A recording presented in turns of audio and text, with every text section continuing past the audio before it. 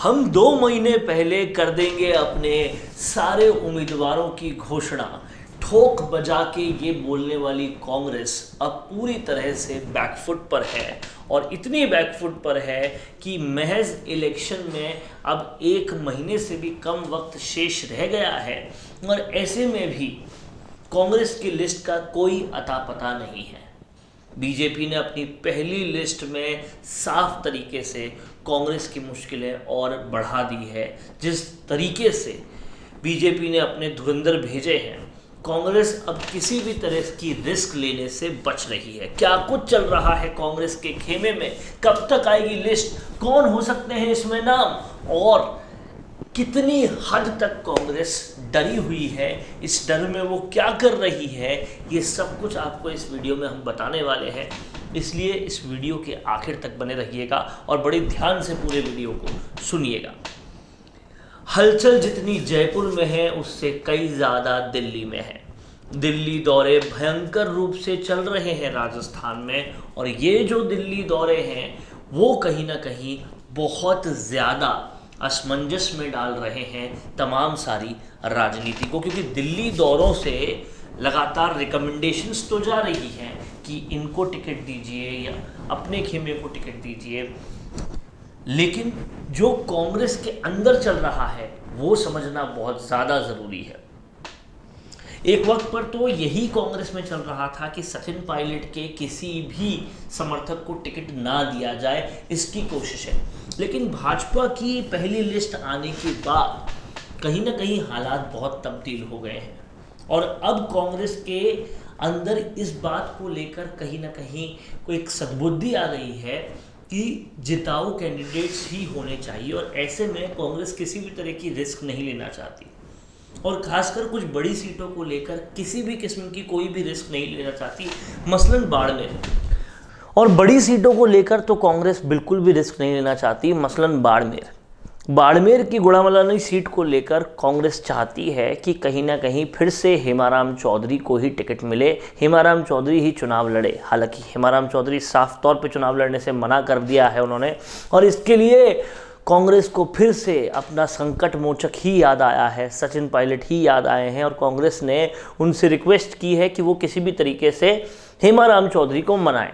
इस रिक्वेस्ट की वजह ये भी है कि हेमाराम चौधरी बहुत स्पष्ट तौर पे साफ कर चुके हैं कि मेरा नेता सचिन पायलट ही है, और ऐसे में अब पार्टी को भी कहीं ना कहीं समझ में आ गया है कि सचिन पायलट का कद क्या है।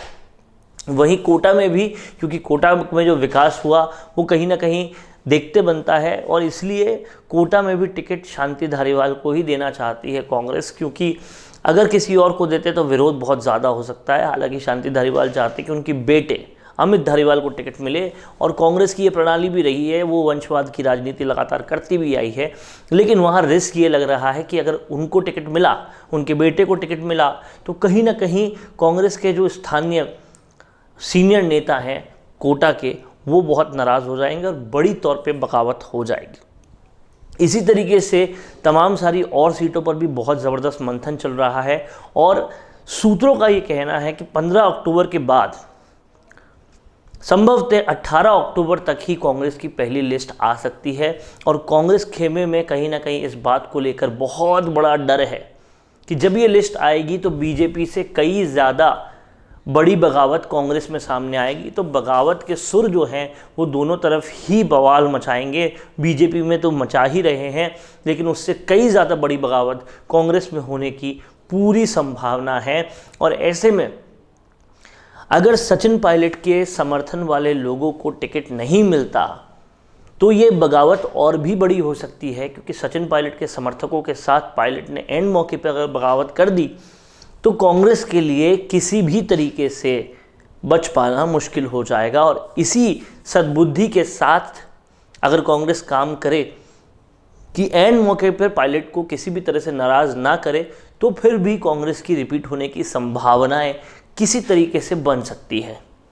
अब देखना ये होगा कि कांग्रेस अपनी पहली लिस्ट में क्या करती है, और ये जो 41 लोगों का भाजपा ने लिस्ट दिया है उसमें उनके सामने वो क्या उतारती है। कहीं ना कहीं अब कांग्रेस डिफेंडिंग मोड में आ गई है, अटैकिंग मोड में नहीं रही, और ऐसे में क्या वो विद्याधर नगर से डिसीजन लेती है, क्या डिसीजन वो झोटवाड़ा से लेती है, ये देखना बहुत ही दिलचस्प होगा। हालांकि जिन विधायकों की स्थिति अच्छी है उन विधायकों को कांग्रेस हटाना नहीं चाह रही, मसलन लालचंद कटारिया को ही झोटवाड़ा से उतारना चाह रही है। लेकिन ऐसे में एक सवाल ये भी उठेगा कि वो सब लोग जिन्होंने 25 सितंबर को आलाकमान के साथ बगावत की थी, क्या उनको किसी भी तरह की सज़ा कांग्रेस नहीं देने वाली है? तो इससे साफ तौर पे ये भी स्पष्ट हो जाएगा कि कांग्रेस बिना रीढ़ की हड्डी की आलाकमान को लेकर आगे चल रही है, और ऐसे में कहीं ना कहीं पायलट खेमा जो है वो भी काफ़ी नाराज़ हो सकता है। तो देखना ये होगा कि अब क्या होता है,